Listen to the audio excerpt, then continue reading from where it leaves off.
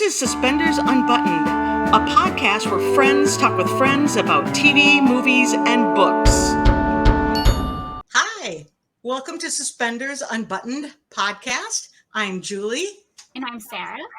And we're excited to have as a guest today, Wes Brown. Thanks for having me, guys. Appreciate you.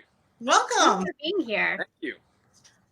We're excited that we could finally get this in the books and get to chat with you before Ramadrama. Oh, for sure. And again, thank you guys for having me. I appreciate it. Yeah, I'm definitely looking forward to Ramadrama. That's going to be a lot of fun. Yeah, we're excited. We didn't get to go the first time, but you were there in Nashville. We've seen all your pictures. So can you tell us a little bit about that? The Ramadrama in Nashville? Yeah. I mean, it was a total blast. I didn't really know what to expect, but it was just it was really well put on by the women who did it. We had a ton of really sweet, great, talented people. Everything from singers to songwriters. I mean, they really stacked the list as far as the amount of stuff there was to do there. So that was really impressive. Just I don't know. Everyone just had a really great time all around because so many of us are friends in real life. That it was just kind of cool to us to all get together, share what we do, and then get to also hang out together. So I'm glad we get to do it again. And now in I've never been, but I'm assuming it's a beautiful town of Palm Beach, Florida. So here we go for round two. I know. We're so excited. What is the countdown? 2 weeks or less? 2 weeks tomorrow. 2 weeks. 2 weeks. Well, Friday, I guess. Yeah. Depending on how the schedule rolls out. That's true. We don't have a schedule yet. Right. We'll be there Thursday. Right. No, I think you guys are gonna have a blast. I mean, if it's anything like Nashville, which I think is gonna exceed, you're gonna have an absolute blast. It's a lot of fun. Yeah. So I've never been to a convention like this at all before. Sarah was at Christmas Con, so I am just excited to see how it will go, and I'm actually as excited to see the stars and see all the people there. Like I feel like the people meeting will be as much fun too. It's as much fun for us getting to meet everyone who has come in and attended because especially in Nashville, people came from down the street and people came from the United Kingdom. So you get all kinds of people there for the exact same reason, just have fun, meet, chat. It's a blast. It's an absolute blast. I'm excited. I was talking with Gabrielle today about it, and I told her my number one goal for the weekend is to have a drink with her at some point when she's those ladies are busy. I'm sure she would be down for that. Yeah. Her and Sarah have been a dream to work with. They're lovely, impressive women.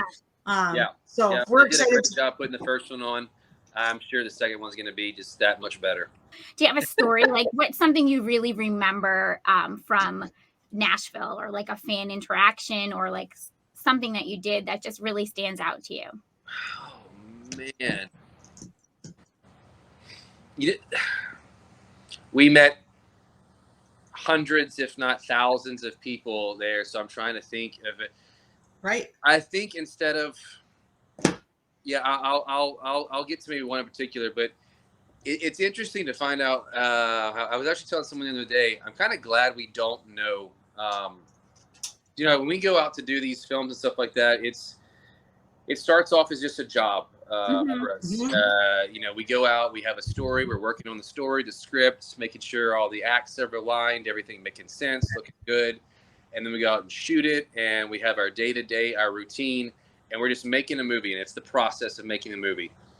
But then like 1 or 2 years go by, and we start to meet people who this film did this in their life when maybe X, Y, and Z was going right, or X, Y, and Z was going wrong, and they have certain memories. And if we were to think about that in the midst of shooting it, it wouldn't be a good thing, So it's really special to see how many people, thousands of people show up where these movies touch everyone in a completely different way from all over the world. So that's really, and I wish we got, and that's nothing that anyone else at the Comic-Cons can help. It would be nice to have even more time, because sometimes can be so many people there. You get 60, 90 seconds to hear a story, and then it's done, But that part's really, really special about the whole experience of it all. You know, I will say that. So I love that answer. We're both talkers, and we like those face-to-face interactions. yeah, And I like when we see things coming out of the previous one. There's some great video out of that one. It's those interactions too. It's like I feel like you can see those of you that are involved really having fun doing it and enjoying getting to see the fans. And we could see the fans really enjoy seeing you guys. It was great to watch. I think we got to see puppies out of that one too. Wasn't there? Oh, right. Wasn't there a puppy shooting? There's pictures with you and Trevor and.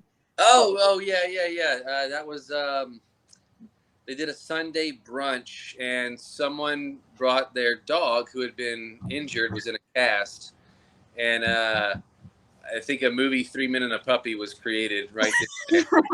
We're still waiting for that one. When is it going to be released? I'm still waiting for the treatment, so you and me both. We can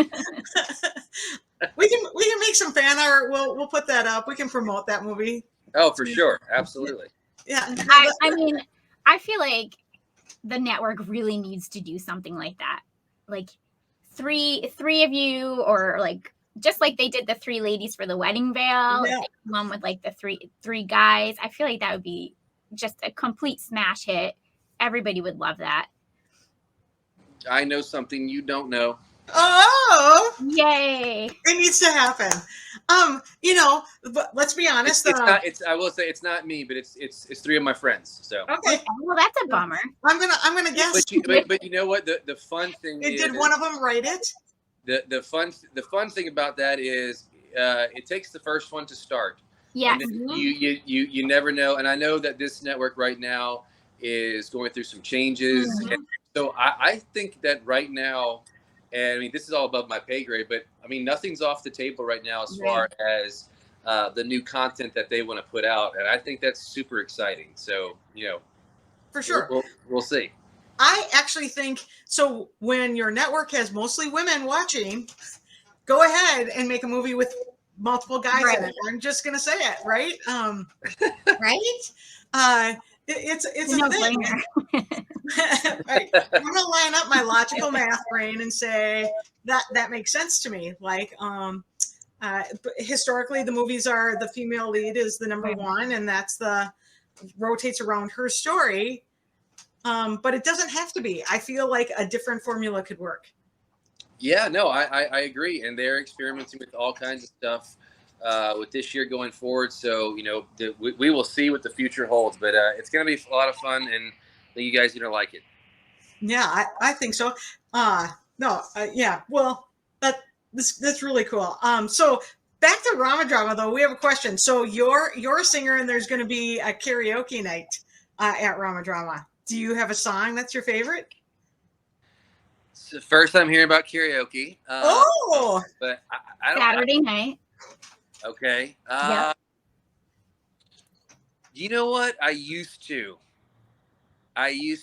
and I'm literally thinking in real time right now. Right. I grew up in Louisiana. Right. And my go-to used to be Jambalaya by Hank Williams Sr. Wow. The reason it's not anymore is I kept doing it, and I was like, I love this song, but it's kind of a boring song.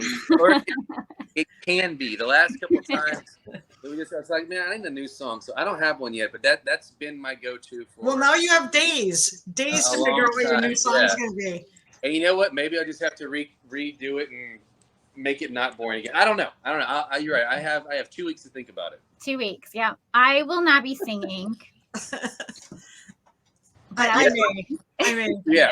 We sing a lot at our house. I am not the singer. I can carry a tune, but we have good singers in my house. But see, the good singers are no fun. It's the ones who can't really sing and just belt it. That's the point of karaoke, right? Right. Yeah. I have a friend of mine who is one of the best singers I've ever heard, and he is the worst to go to karaoke with. Just the absolute worst. I'm like, we get it, dude. You can sing. We Get know. off the stage. We know. We all know. I think karaoke night will be fun. We asked Andrew Walker, who we had no idea that he had a past life in a band, and he's like, "Oh, I got karaoke choices." We're like, "You do?" Like, awesome. This is gonna be awesome. Yeah. I love it. Yeah. No, it's like, okay. I don't think I've done karaoke since college, like in like the Chinese restaurant karaoke after getting out of my bartending job. Yeah.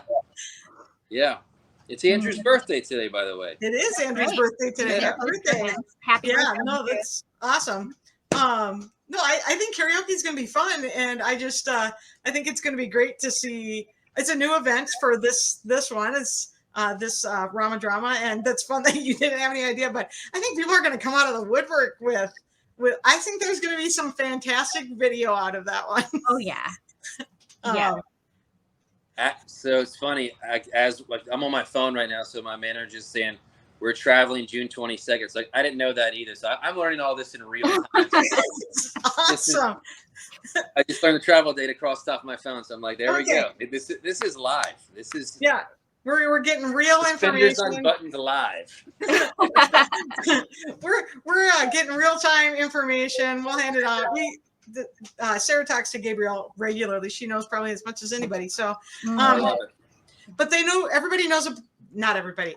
Karaoke has not been a secret. So right. There are secrets, but that has not been a secret. There are secrets, but that's not one of them. I think it's gonna be fun because so people who there's this weird higher percentage of people who are in acting also sing that creative piece. So I think it will be fun to see everyone who's there and who jumps up and sings well. And I feel like we're going to get the whole range. It should be a lot of fun. So That's I awesome. feel like some duets should happen. It'll be a good time. Yeah. Yes. Oh, we're losing West. He's frozen. Okay, we'll give him a second. Give him a second to unfreeze. Come on, Sarah, you're going to sing. We're going to make you sing. I'm really too shy. I would not get up there to sing. If you guys can hear me, I lost you for about the last 30 seconds. We just waited for you to come back. Okay. No problem. We got this. All right. We'll just roll with way it. worse have happened live on the podcast. It's Right? usually me. Usually I have like let's see, the last one we did with Andrew Walker, my 4-year-old was banging on my closet door saying, Mom, I have to poop. As Right, we're we're all live. podcast. Whatever. Okay. Thank goodness Andrew's got small children also. So it's a flow. Whatever. So do we have more about Ramadrama? I might. So you've done these fan events quite a few times. Sarah actually saw you at Christmas Con. Yeah. That was her first event. And how can you tell us, like, a lot of people have been to Christmas Con. How do you feel like Ramadrama was different than Christmas Con? Oh, I mean, it was kind of night and day. I mean, Christmas Con was obviously Christmas. Yeah. December in New Jersey, in a giant like Centroplex type deal, and then Ramadrama was what month was it? August. So I mean, yeah. So August in Tennessee, and it was quite different, and it was in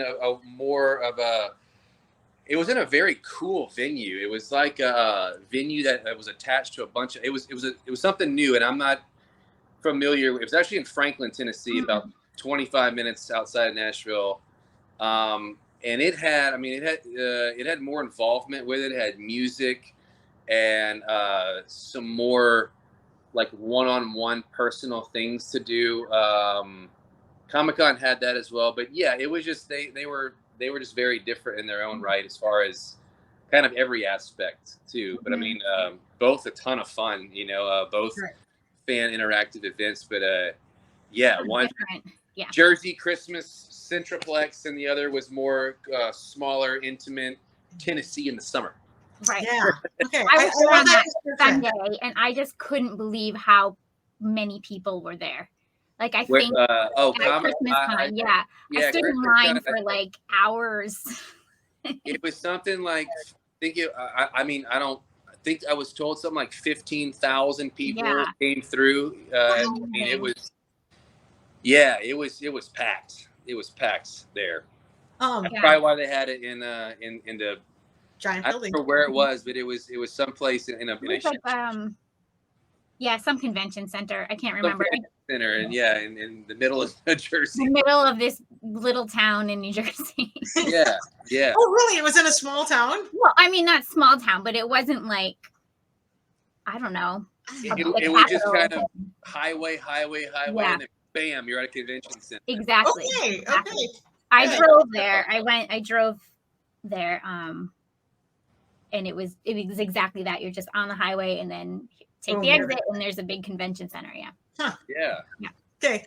Well, It that's was- interesting. And I think Gabrielle describes Ramadrama as more of an intimate experience. And so I thought that was great that you felt that was that way too. Oh yeah, totally, yeah. And also, I think I was talking to Gabrielle about, it's kind of to piggyback on what I said earlier when I said, we meet some people from down the street, people from the UK. The Comic Cons that I have attended, whether it be Ramadrama, Christmas Con, whatever, it is fascinating to see how many local people show up, whether it be Jersey, Palm Beach. And so I was like, man, this could be expanded to so many places, because I get messaged at least every day from people from, you name it. I've gotten the direct message from. It's like, can you guys, Palm Beach is far for a lot of people, and you can't expect everyone to jump on an airplane. But they're like, when are you guys coming to Kansas City? When are you coming to Dallas? When are you coming to Ontario? When are you coming to, I mean, literally, you name it. Yep. So I was like, it's really a very exciting, I'm not gonna call it untapped, but it kind of is in this. I it's agree. untapped in this TV land Hallmark experience where it's kind of a first. So Yeah. I mean, I don't know where she could put this where it wouldn't work, So that was really exciting, especially for the fans who would love to attend, but the expense can be a lot for a lot of people, and I completely understand that. So, to move these around would be, and I know there are a lot to plan, so I can't put too much on these women's plate, but it's a big business out there. So we'll see what happens. Yeah, I think she's just getting started. Right. Or they're just getting started. Yeah. And I think she's completely aware of what's in front of her and what can be done. So I'm sure there's big stuff ahead for her. Yeah. No doubt. I'm amazed at how many people like watch Hallmark and Hallmark type show movies. I think I posted my Christmas con pictures and everybody was like, oh my gosh, I know who they are. And I'm like, oh, I didn't know anybody in real life that watches this except for me. It's like my little, what is it called? Secret life. Yeah, it's like, it is a secret life. Like, nobody knows I have a podcast.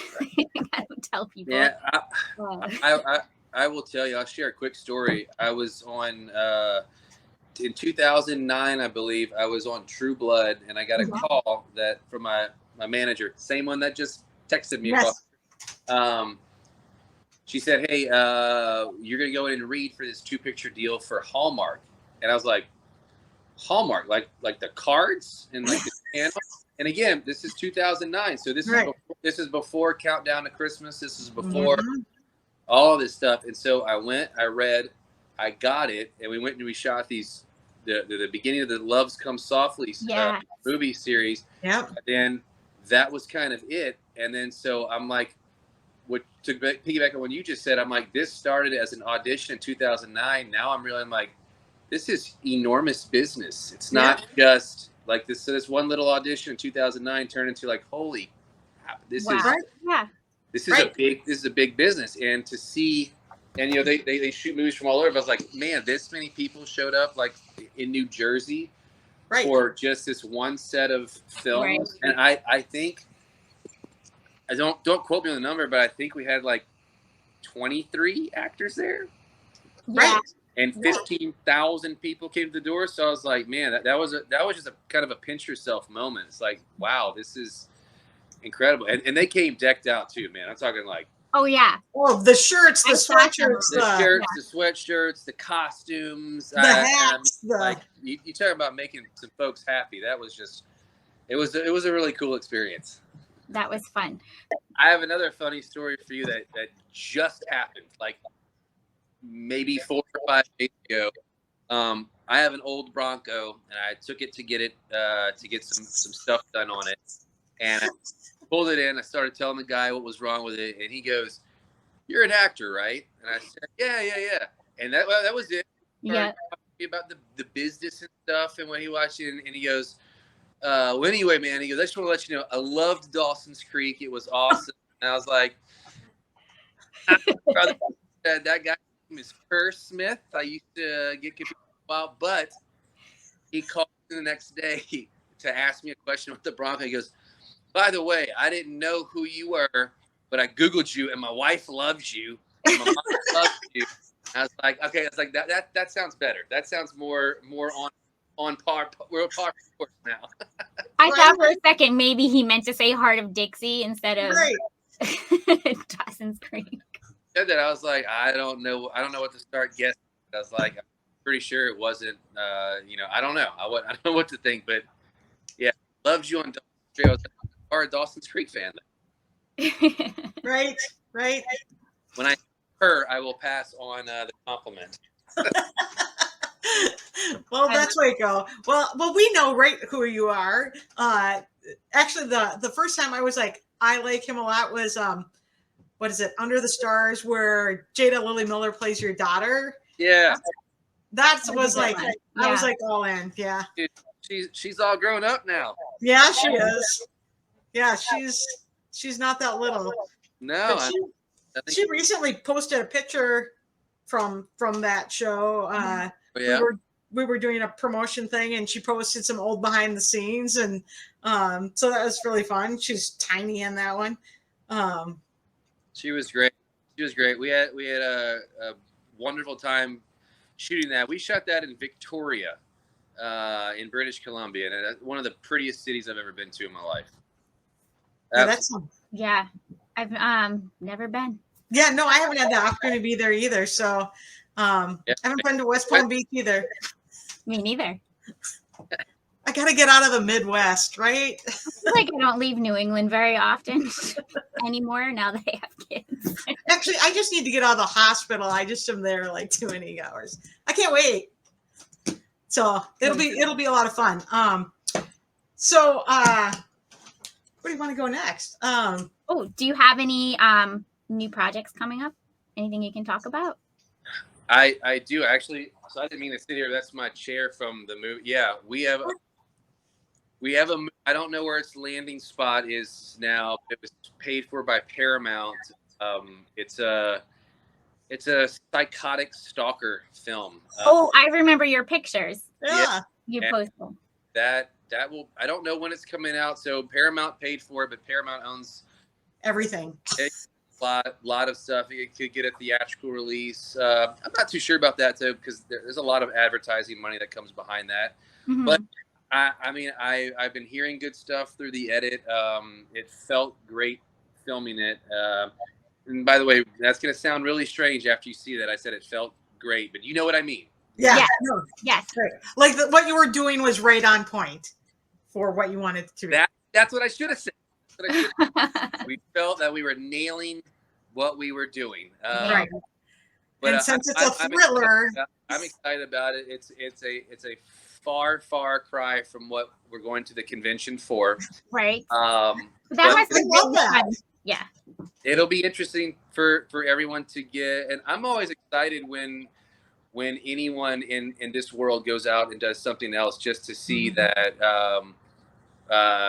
the versatility that so many of our colleagues have. So I hope everyone enjoys this one. It is very, very different. I play a very, very bad man. So I was going to just ask you that. Yeah. Do you play the very, very bad man? Yeah, and the reason I'm saying that is because I become the bad man. I actually was on a phone call, and if I can't do this anymore, I'll stop. But I was on the phone with our director last week, and I said, by the way, how are they going to promote this? Is it a secret that I'm the bad guy? Because like I become bad very fast. So there's very few edits that we can take that says I'm not. So yeah, if that's a secret, then oops. But yeah, you know, when they start rolling out promo stuff, no matter where it goes, if it's that fast, it's going to be obvious anyway. So it's got to be like I don't know how they would cut that together with unless they do, and I'm just going to be shell shocked about it. But yeah, so but I'm excited about that one. And then we have another couple projects that aren't set in stone yet, but are definitely in the works. So a couple horror, one sports movie. We're working on 2 more features for Hallmark right now. So there's a lot of stuff going on. And then in my personal life, I'm a professional landscaper right now. Before we go out and do all that stuff. So yeah, we all are. I've been busy, so yeah. Right. Doesn't everyone have so many pots stirring? I love hearing that you're doing something completely different. I love to see people do what they do like really well. And for an actor, that means you get to do different things, right? So I'm excited to see Thriller. That'd be amazing. Yeah, no, and when I've gotten to do this before in the past, just play something that's very, very unlike some of the typical stuff that I've been in. It's a lot of fun. And, you know, I've always given a ton of credit because I don't put myself in this stuff. So I'm always very thankful to the producers and the directors and studios who have hired me to give me that shot. Because, you know, you get a lot of people to pick from. So it's always flattering when you get the thumbs up. So that's exciting. Yeah, that's an exciting new project. That's fun to hear about. Yeah. It's called Stalked Within. So when you're doing like these Hallmark films, the rom-coms, like how do you make that fun? Like how do you challenge yourself or like make each film different? Because I feel like, you know, we all sort of know the formula to the movie, and like even though you're a different character, the roles are similar. Like, so how do you make that good for you? And we lost you. He's back. Like, nope, not answering that. So, yeah, no, not answering that one. You know what? It's. Oh, and there we really lost him. He'll come back. He'll come back. Fun to hear about. Favorites, right? No. Right. So fun to hear about a new project that is so different. So it'll be interesting. Paramount works with is the umbrella company for a lot of different things. So it could drop a lot of different places. And he said in the theaters was an option, which during the pandemic, it's been, there has not been very much dropped into the theaters because everybody just started streaming. So it's interesting to hear that's an option. And he's back. That phone call ruined everything. Ruins everything, right? Golly. So to answer your question, everything is always a collaborative effort, you know. So although, yes, there's been kind of the same formula, we always try to make it as different and as fun and try to be in the moment as possible. That means like I never like to over rehearse, and as long as we have and normally we have a director that you know, kind of like sometimes they'll say something like, you know, find the director's like, 1 for the network, 1 for me, 1 for you. Oh, okay. You know, and so it doesn't always work like that, but sometimes kind of like, you know, say whatever you want, say what I want, and then let's say it's scripted as is, and sometimes we can go. And then going on that formula, sometimes you can get some good jokes, some good moments that come out of it that, you know, like I've watched several movies where I'm like, man, so much of this is all ad lib.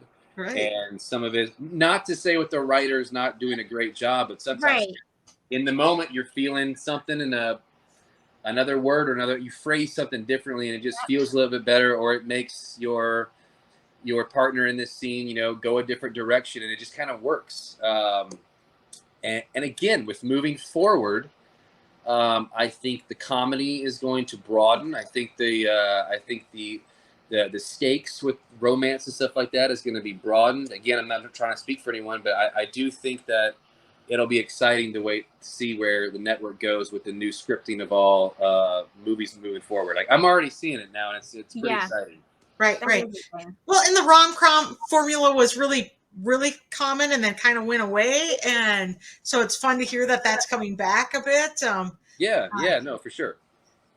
So that's fun to hear some of that's coming, and we're excited about hearing about some different projects or different ideas. I can totally see how you want to redo it. Once you get with the other actor that you're with, then you have what works for the two of you, and can really see how that. Yeah, absolutely. And some stuff doesn't work. Some stuff we've got into many delays. Just something's not working, and no one wants to move on to the next scene unless everyone feels great about what they've done, from the producers, directors to the actors. You do that, then you move on. So that's that's the process that I've always been involved in. So okay. Well, I love hearing that stuff. I love hearing that. That is fun. What is your favorite non-Hallmark role that you've done? Woo! I have to say,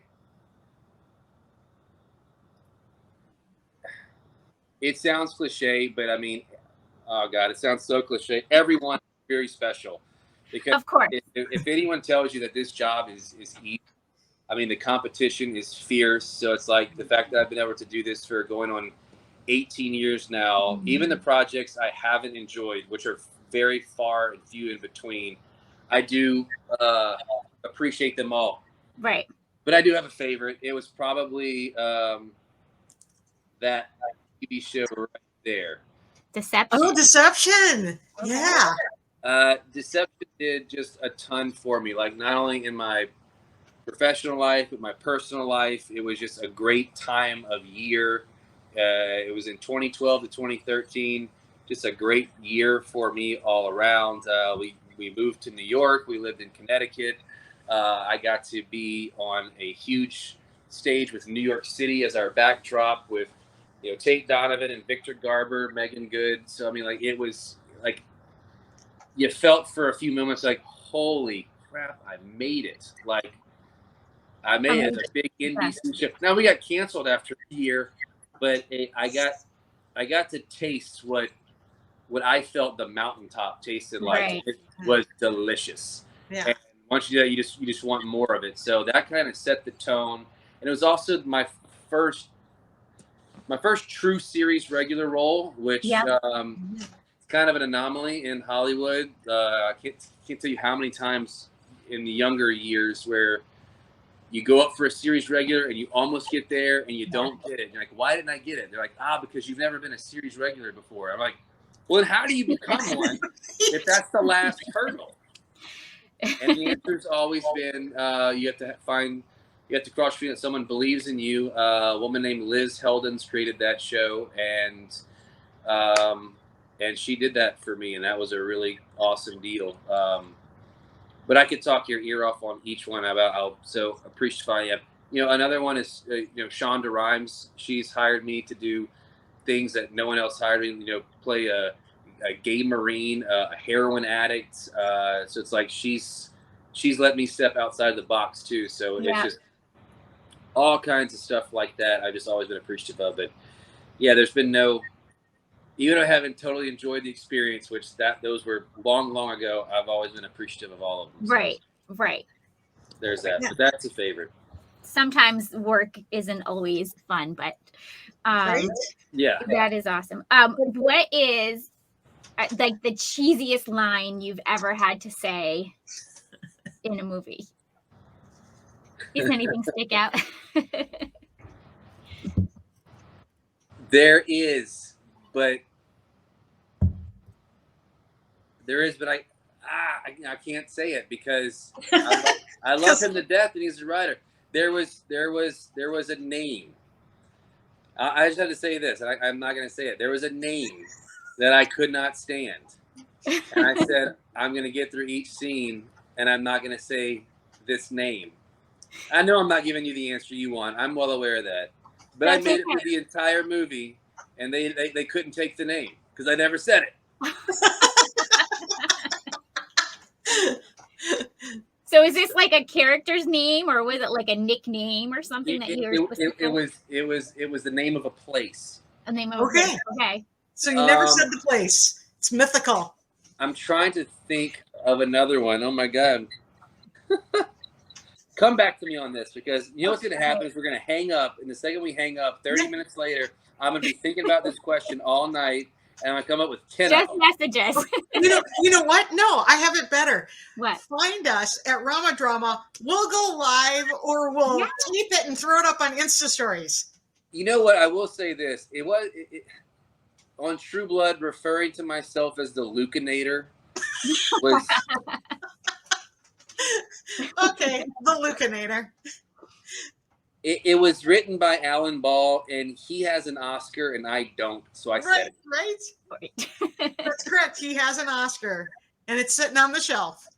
I don't, so Yeah, I refer to myself as the Lucanator multiple times. We'll yell that down the hallway at the hotel when we see you. There's the Lucanator. But you know what? It was cheesy, but that was kind of one of the romantic parts of that show. Was there was that just ridiculous factor of, you know, these a show about vampires. Come on, it's already ridiculous. So, but looking back, I'm like, hey man, the guy's a genius. So right, vampires were really popular for a while. They were. They were. I never get into it though. They sparkle. There's. Yeah. You know, they were really cool. They knew what they're doing. Okay, what's your favorite type of character to play?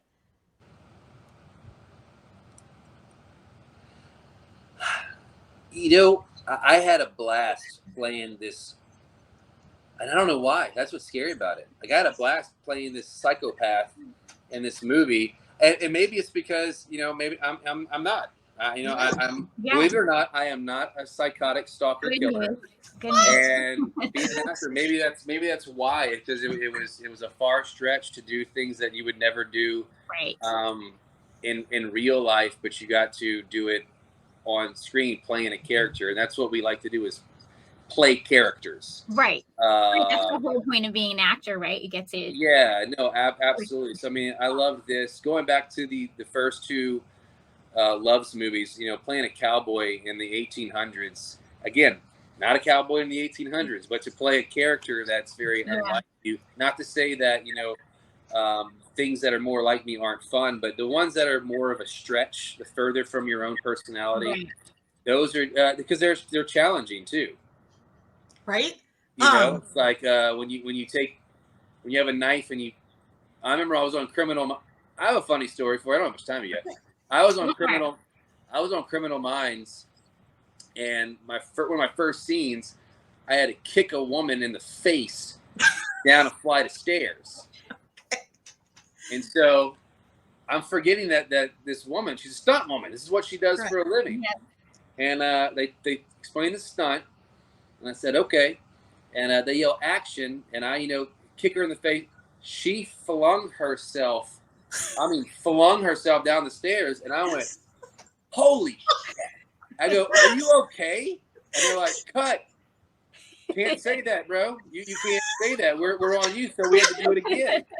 And I was like, so maybe that was the challenge, that I would never kick a woman in the face down a flight of stairs. So I had to really be in the moment that my character was. So, you know, that was more of a challenge. And I felt bad that this young lady had to fling herself down the stairs over and over again, but she did it. She was a champion. Yeah, those the stunt people, that's a crazy industry in itself. Whatever stunt people make, it ain't enough. Right. Yeah. That's a whole different industry, and they're a unique breed of people. It is. It is. But the ones who are doing it, they're doing it, and they do it a lot, you know. And they do it well. Like, I've got lots of stunt stories, but, you know, for another podcast. I think that's kind of fun to be able to play somebody that's so not you. Like, I can't envision you kicking anybody down the steps. So, you know. I know. And actually, just recently, I met someone who was a friend of a friend who didn't know we were friends, and Criminal Minds was the only thing she had ever seen me in. So she couldn't envision me being romantic either, because she's like, Oh, You're just a deranged serial killer who likes to kick me in the face. So stay away from me when I'm around stairs. Yeah. we'll remember that. We'll remember that. So Oh, there's goodness. that too. That's super. I mean, it's fun to hear like those different points of view for acting, or like how you get there, because it's hard to stay in character when they're flying down the steps. Yeah. Yeah, it is. But I mean, once you're, it's one of the reasons why I don't love to over rehearse. I don't like to over talk scenes, because once you're in the moment, you're in the moment, and you don't know what's going to happen. So for those few moments between, unless you're method, which that's not me, but in those moments, you are a deranged psychopath in those moments. So like, if everything to come out, and I just feel like if it's ever too over rehearsed, it becomes a little inauthentic. So I like to keep stuff. So how do you get yourself into that moment? Like, how do you get yourself into character? I think it depends on what each character is. I think there's also a professionalism around it where you can pop in and out, where you're there to do a job, and that's your job, is to perform as a character. So I don't know. I'm not sure if that's the best answer or not, but it's all too completely psychological. So it's like I don't know. Sometimes you're just in it and you stay, and that's kind of it.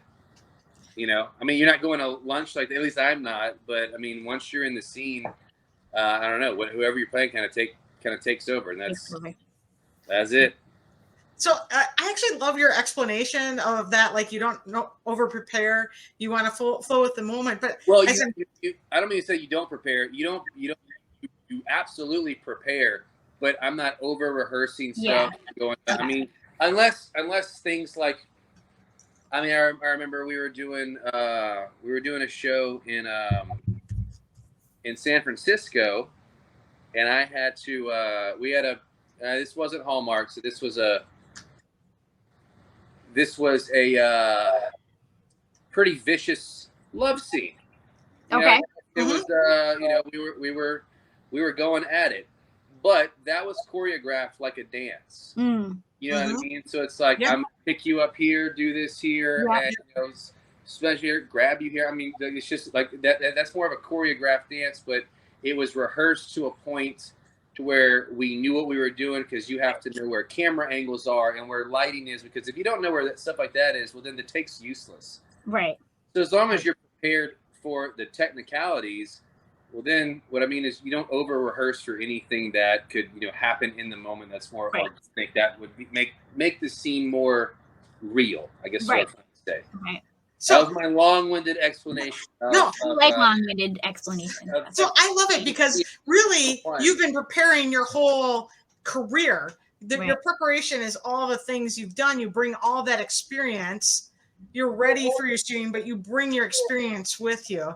So the way I'm hearing it, it's like you're ready because you've done all these other things too. You prepare for your scene, and then you're ready to roll with also what who's ever in the scene is giving to you too. So absolutely. In fact, in this last movie we did, I mean, they had some pretty brutal scenes. So our director, Glenn Owen, I just said, hey man, after you yell action, just give me a few beats to get my breathing, my head right. And he goes, I'll yell action, take your time, go when you want.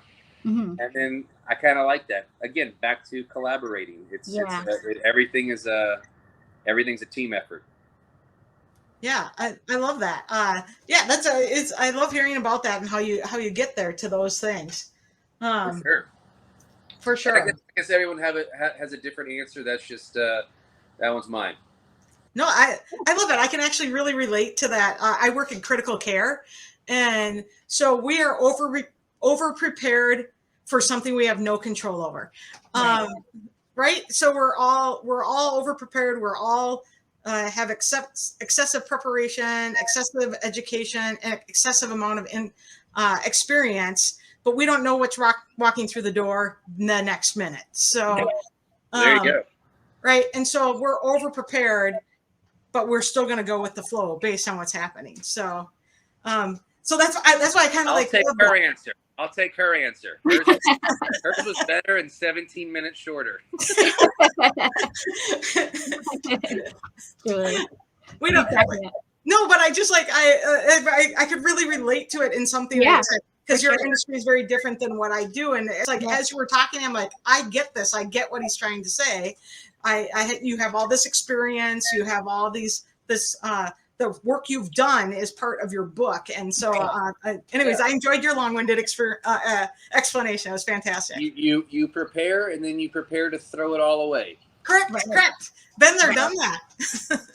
Right. And too, like also acting is all listening too. So it's like if you're not listening to your scene partner, maybe they throw out something that if you're not truly listening to them and you're just worried about your next line, well then that's when you get caught acting, and there's nothing worse than that. So and again, you don't know what she's gonna say. It might be what's scripted, it might be something else, and you got to be ready for it.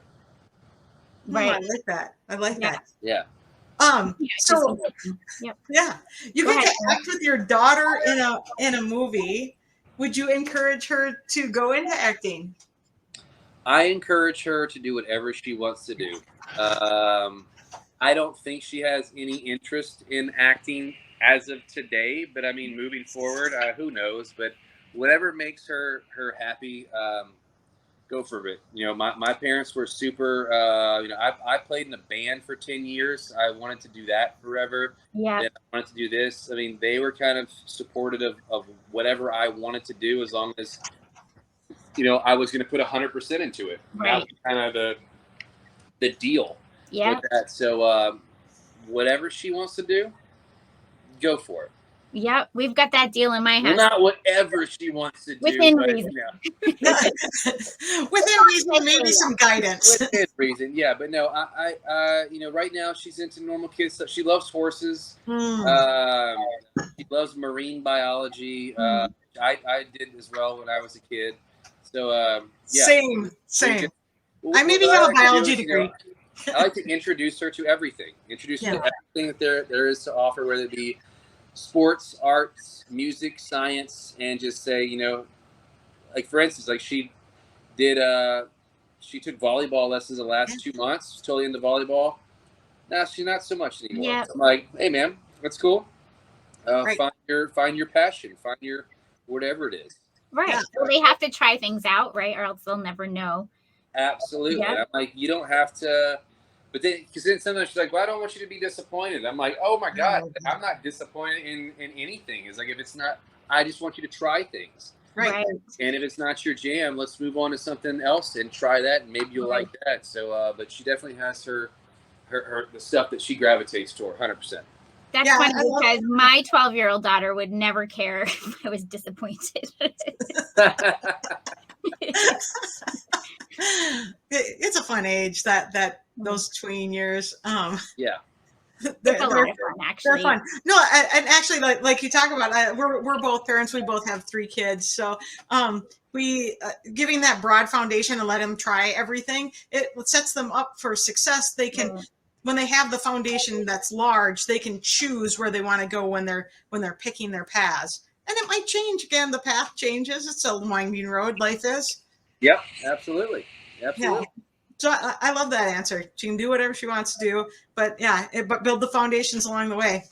Oh yeah, and if you do that, I think that would make you a better actor if that's what you chose to do. Right. A lot of it is life experiences. So if all you've done is act your entire life, it's like hard to pull from real life circumstances or experience. Not saying you can't. I'm just saying, like, in my mind, that would be more difficult.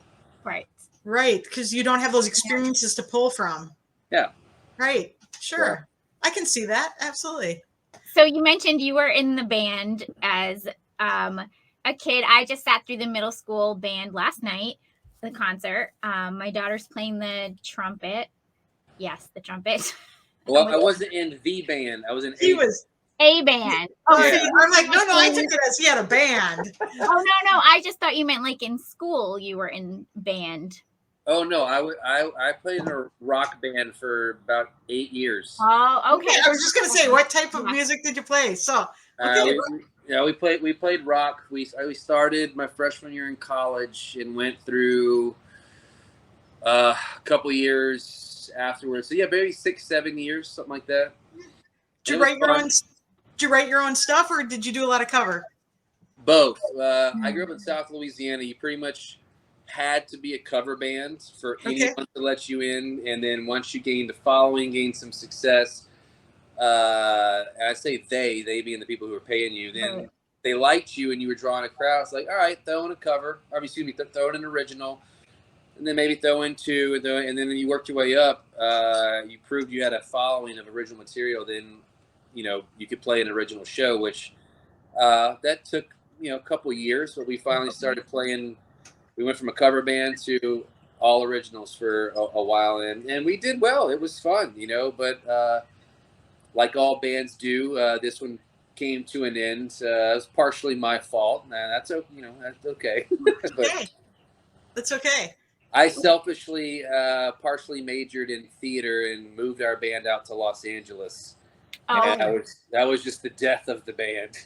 gotcha. Right. They didn't want Yeah. to I left, went to Canada to do a TV show with Rob Lowe and Cloris Leachman called Beach Girls, and the band. And we had to replace myself. So Okay.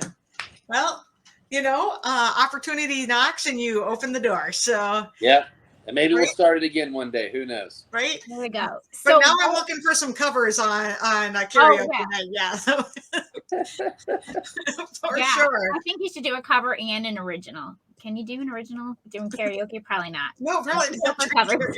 Oh, they definitely don't have that in a karaoke book. I promise. Nope. Right. Speaking of music, you have played and sang in a few movies. Your last Christmas one. How is that process different than just shooting scenes where you have lines when you're singing a song for a movie?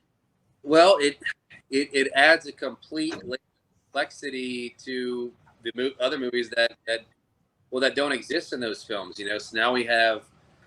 You still have your same storyline. You still have your same everything that every other film does, but then you have this other layer on top of it that's pretty special because I spent.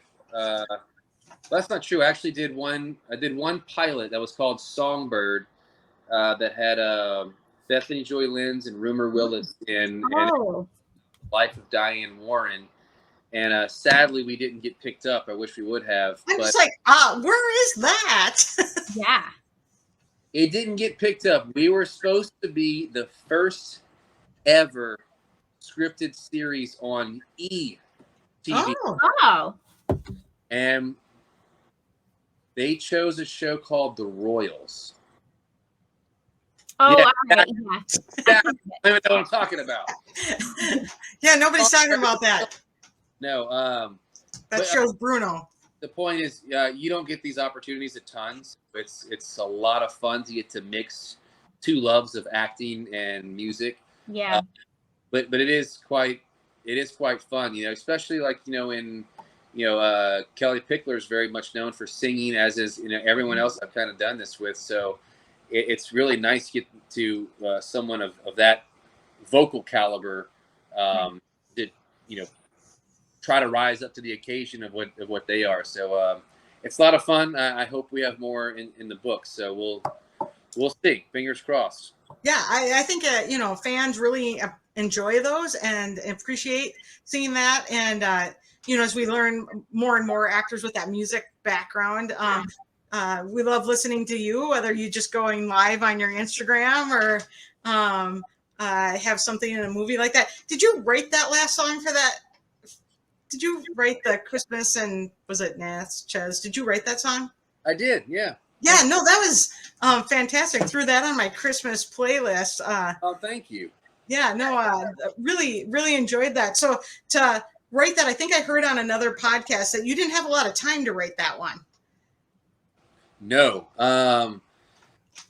I was in Orlando, Florida, and one of the producers called me and said that they were trying to figure out what to do because they were trying to license I believe it was a Charlie Daniels song, Okay. and it fell through because they said it was too expensive. So I said, well, I'm not that expensive, so I was like, if you want me to give it a shot.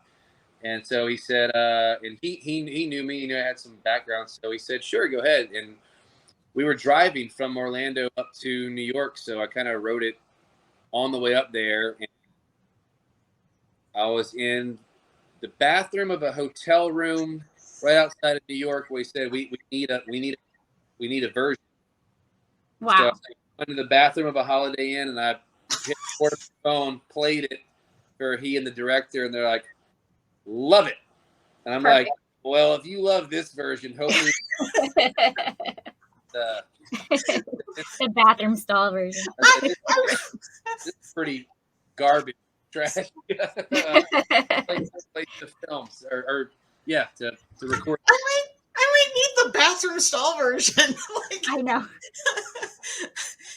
I probably still have it. I'm positive I still have it. You should release that on Instagram. You should put that up. Yeah, no, you should post that. And you're like, here's the bathroom stall version of my now published song. Yeah. And if I had to listen, my wife might be in the background doing backing vocals too. I'm not sure. Oh, that's even better. Yeah. Perfect. That is spectacular. But it ended up making the movie though, so that was fun. Yeah. No, that was fantastic, and it was a great song. Like I said, I threw that in my Christmas movie or music list for Christmas last year. I had that going and got multiple people at work listening to it. So that was just a lot of fun to get that.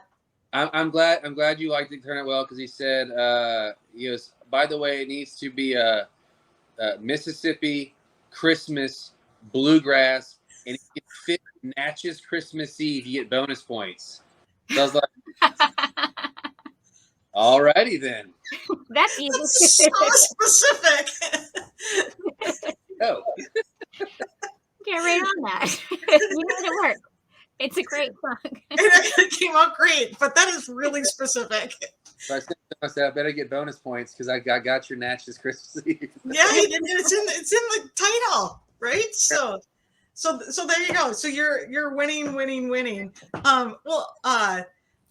been on an hour. Right? I'm like, how long have we been on? I'm just like looking. I know. Yeah. Do you have something, Sarah, that you want to ask? Will we like start wrapping this up? Well, I mean, It doesn't feel like an hour, does it? No, we're just chatting. This has been really fun. This is I love hearing all about your processes and the things you've gotten to do and the things that make you excited to be an actor. This has been a lot of fun. Hey, how about let's go with this? What do you do for fun? Yes. Right now, I'm a professional landscaper, and it's not that much fun. I was going to say, that doesn't answer the question. No, actually, to be honest with you, what I am doing right now am fun. I've always enjoyed building stuff. So it's like I've built a lot of the furniture that's in our house. Love that. I just built a 3,000-gallon rock pond in our yard. Oh, nice. Are there fish in it? There's not any yet, but it's a big one, and every single rock in it was dug out of the ground by myself.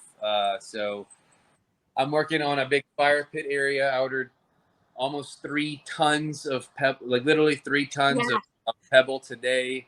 I'm starting on an outdoor kitchen next week. So I do enjoy building stuff. That's always been just a fun, another creative outlet of mine. And if not that, I mean, cooking's my jam. I've always loved cooking. We're gonna start doing some fun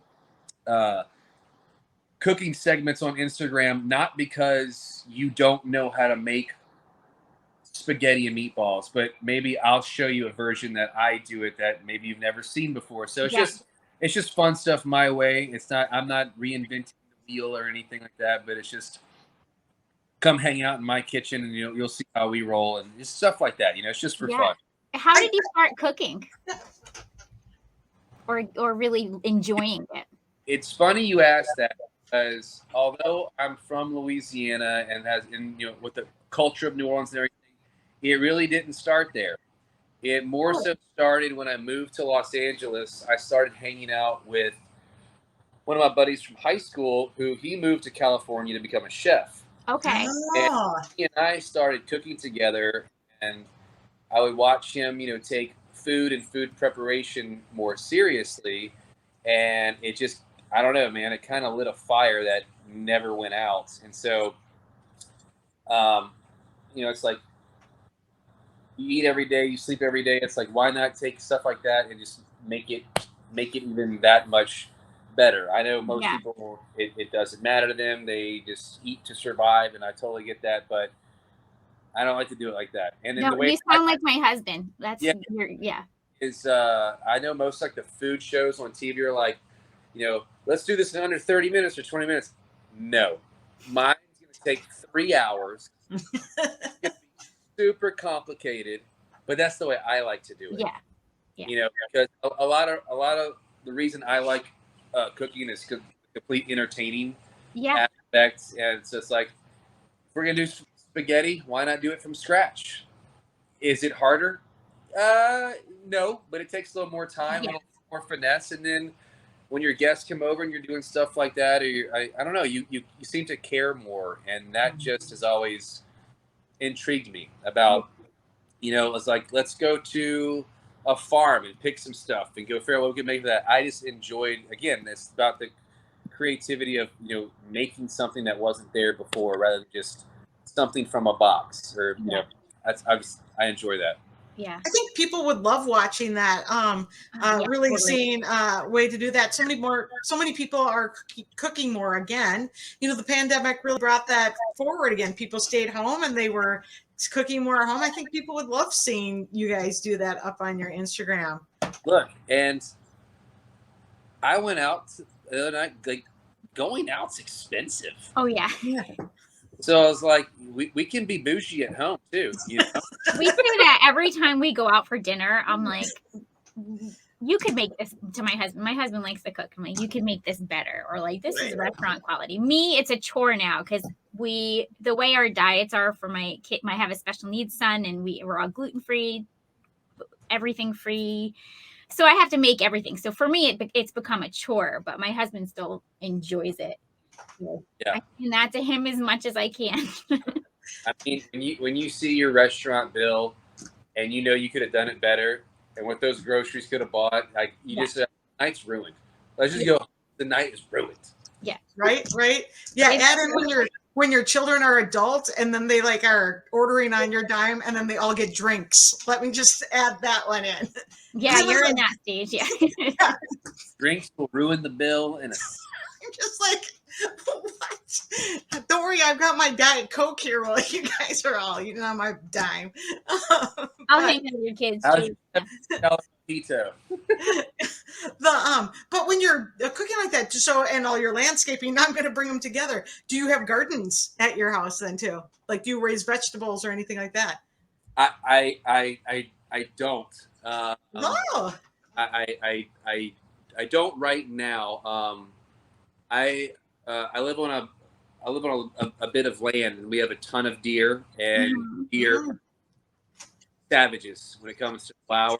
And unless it's peppers or herbs, I don't have a setup right now that's not deer proof.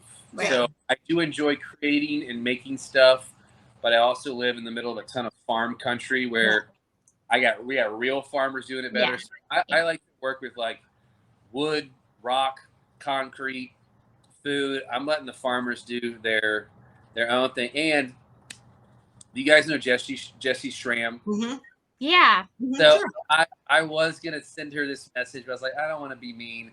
But in her story, not mean, but in her stories, she was like, "Oh my God, you are that meme where you've spent probably $1,000 on gardening stuff and you grew a strawberry." Yeah, I mean, growing strawberry is hard. A little blueberry. And I was like, "Oh my God, I just spent $500 in soil and grew an eggplant." Yes. We've had years like that. Last year, our garden. I've grown enough tomatoes. One dish, and this tomato plant cost me $75 worth of water and soil fertilizer. We can eat half our tomato plant all year long or all summer long though. Like Yeah. we just run down it. But the deer I'm thing, I just have to figure it out. yeah, no, the deer thing is real though, because I'm in Minnesota and the deer just like stand here and look at us like, what? I'm gonna eat your melon there. That's gonna be right tomorrow, but I'm gonna eat it tonight. Yep. Every time. My boys used to come in and say, "Oh, the melons must be ripe because they're all chopped." Like, Yeah, they're all chopped. Yeah. Thankfully, I live in just a suburb right now, so we have no deer in our yards, but the bunnies, they're pretty. They See? destroy everything. Yes, little tiny bunny rabbits. That's right. I don't know. They get to it. The struggle is real. Struggle is real. Yeah. But you live near plenty of farms, so. Well, we're gonna look forward for your cooking show that's gonna be rolling out on your Instagram here. Yeah, we'll try to start that sometime soon. Yeah. No, that'll be amazing. So you're gonna make the spaghetti? Well, yes, I have. It just came in.